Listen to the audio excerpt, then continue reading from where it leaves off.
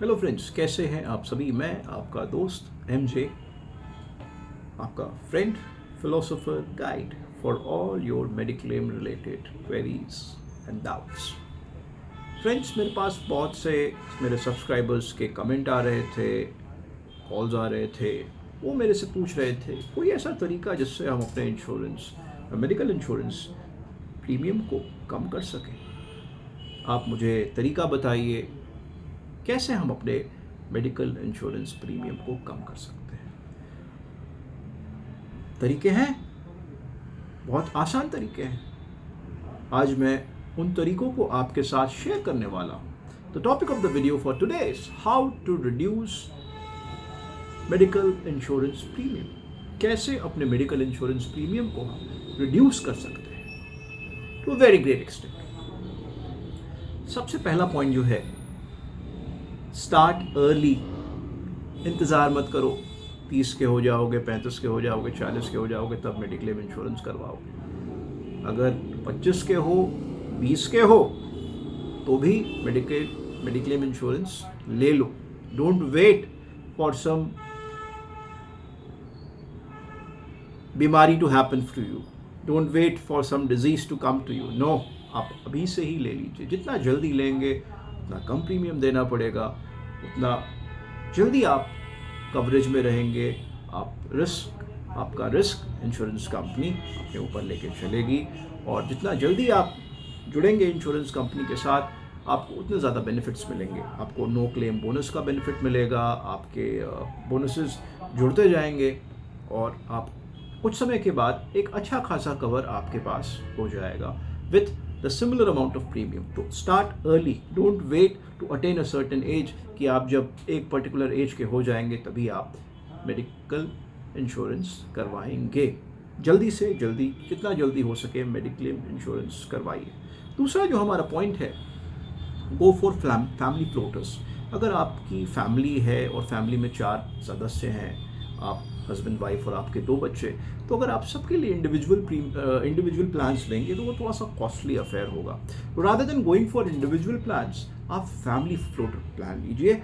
उसमें एक ही single plan में आप चारों लोगों को कवरेज मिल जाएगा। मतलब आप हस्बैंड एंड वाइफ और आपके 2 बच्चे, 2+2, 2 अडल्ट और 2 बच्चे, तो आप चारों लोग एक ही प्लान के माध्यम से कवरेज ले सकते हैं। ऐसे कवरेज, ऐसे प्रोडक्ट को हम फैमिली फ्लोटर पॉलिसी बोलते हैं। प्रीमियम काफ़ी कम हो जाता है और पूरी की पूरी फैमिली कवर हो जाती है। तीसरा जो तरीका है जिससे कि हम अपने इंश्योरेंस प्रीमियम को घटा सकते हैं, that is avoiding add ons. Unnecessary के राइडर्स मत लगाइए अपनी पॉलिसी में। आपका एजेंट चाहेगा कि आप बहुत सारे राइडर्स अपनी पॉलिसी में लगाएं, बिकॉज जितने ज़्यादा राइडर लगेंगे उतने ज़्यादा प्रीमियम बढ़ेगी आपकी। आपको राइडर्स कम से कम लगाने हैं।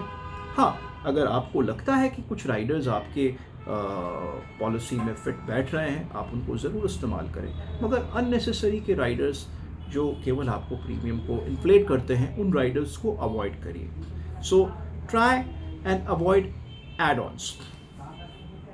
चौथा, एक बहुत ही बेसिक तरीका है अपने प्रीमियम को कम करने का, that is by doing a comparative analysis. Market में जितने भी प्रोडक्ट्स अवेलेबल हैं, सबसे कोटेशंस मंगाइए, सबके ब्रोशर्स मंगाइए, स्टडी करिए, चीज़ों को समझिए और आप एक कंपैरेटिव एनालिसिस करिए कि सबसे बेहतर कंपनी कौन सी है, सबसे बेहतर कंपनी का ऑफरिंग कौन सा है, और सारे पहलुओं को स्टडी करने के बाद जो सबसे ज़्यादा अच्छी ऑफरिंग्स आपको दे रही हो, सबसे ज़्यादा अच्छे फीचर्स आपको दे रही हो और प्रीमियम सबसे कम दे रही हो, उस कंपनी को चूज़ करें। ये भी एक तरीका है जिससे कि आप प्रीमियम बचा सकते हैं। पांचवा जो पॉइंट है, that is opting for top up plans.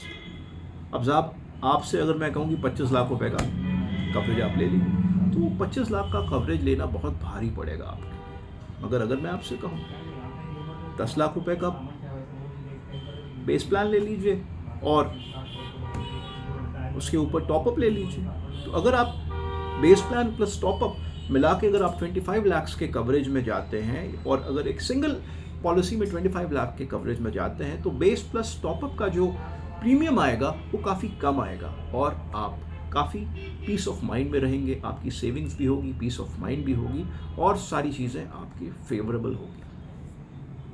Top up plan बहुत सी कंपनीज ऑफर करती हैं। टॉपअप के ऊपर मैं एक सेपरेट वीडियो बनाऊंगा, आप उसे ज़रूर देखिएगा for your better understanding of a top up plan. तो दोस्तों ये कुछ पॉइंट्स मैंने आपको बताए।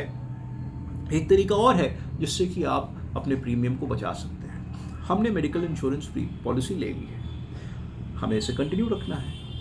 अब मेडिकल इंश्योरेंस का प्रीमियम हर साल हम देते हैं। अगर हमें इस पॉलिसी को कंटिन्यू रखना है rather than paying it on an annual basis, हर साल प्रीमियम देने के बजाय अगर हम 2 साल का प्रीमियम इन वन शॉट या 3 साल का प्रीमियम इन वन शॉट देते हैं तो कंपनी उस पर हमें रिबेट देती है। तो अगर हम 3 साल का प्रीमियम एक शॉट में देते हैं तो उस पर हमें रिबेट मिलता है, 2 साल का देते हैं तो उस पर हमें रिबेट मिलता है। तो if we go for long term plans of mediclaim, कहने का मतलब साहब अगर हमने तीनों साल का प्रीमियम एक शॉट में दिया या 2 साल का प्रीमियम एक शॉट में दिया तो उससे भी हमें फ़ायदा हो सकता है in the form of rebate. छूट के माध्यम से हमें फ़ायदा हो सकता है, कंपनी हमें रिबेट देगी। एक तरीका और है, थोड़ा सा it's a less talked about way, एक तरीका और है जिससे हम अपने प्रीमियम को कम कर सकते हैं। वो है तरीका ऑप्टिंग फॉर को पेमेंट एंड डिडक्टेबल्स। अब साहब को पेमेंट और डिडक्टेबल्स क्या होता है? को पेमेंट एक ऐसा अरेंजमेंट होता है जहाँ पे अगर आप किसी बीमारी के लिए हॉस्पिटलाइज होते हैं तो एक सर्टेन फिक्स अमाउंट आपको देनी होती है और रिमेनिंग अमाउंट जो होती है वो मेडिक्लेम इंश्योरेंस कंपनी आपके बिहाफ पे बेयर करती है। तो वो जो fix amount, it can be a fix amount और a percentage amount. For example अगर आपने 5 लाख रुपए का प्लान लिया हुआ है, सम इंश्योर्ड लिया हुआ है, तो उसमें ये होगा कि साहब 1 लाख रुपए का तो फिक्स आपको, अगर 5 लाख का खर्चा आता है तो 1 लाख तो आपने बेयर करना है, बाकी का 4 लाख कंपनी बेयर करेगी। तो कंपनी के ऊपर 4 लाख का ही बर्डन आ रहा है तो कंपनी उस प्रोपोर्शनेटली अपने प्रीमियम को एडजस्ट कर लेती है। तो ये हो गया हमारा को पेमेंट ऑप्शन। दूसरा हमारे पास जो ऑप्शन होता है वो है डिडक्टेबल्स का ऑप्शन। अगर आप किसी पर्टिकुलर रीज़न के लिए एडमिशन लेते हैं हॉस्पिटल में तो एक सर्टेन फिक्स अमाउंट आपके उसमें से फिक्स आपके सम इंश्योर्ड में से आपको लुक आफ्टर करना होता है, बाकी का रिमेनिंग जो है वो मेडिक्लेम कंपनी कवर करती है। 5 लाख का प्लान है तो फॉर एग्जांपल 50,000 आपने लुक आफ्टर करना है, बाकी का 4.5 लाख रुपए कंपनी का कॉल है। तो उसके अकॉर्डिंगली आपका जो प्रीमियम रहेगा वो एडजस्ट हो जाएगा, उस प्रोपोर्शनल बेसिस पे एडजस्ट हो जाएगा। थोड़ा सा इसके बारे में मैं को पेमेंट और डिडक्टेबल्स के ऊपर एक सेपरेट वीडियो बनाऊंगा फॉर द बेटर अंडरस्टैंडिंग अपने सभी व्यूअर्स के लिए। तो उम्मीद करता हूँ दोस्तों ये सारे पॉइंट्स आपने समझे और इन सारे पॉइंट्स को कंसिडर करके, इनकॉर्पोरेट करके आप अपने ओवरऑल प्रीमियम को कम कर सकते हैं और अपनी फाइनेंशियल बर्डन को कम कर सकते हैं, कॉस्ट सेविंग कर सकते हैं। उम्मीद करता हूँ ये वीडियो आपको पसंद आया होगा। अगर पसंद आया, give it a thumbs up, like it, share it, subscribe it and do take good care of yourself. Till then, bye bye, thank you.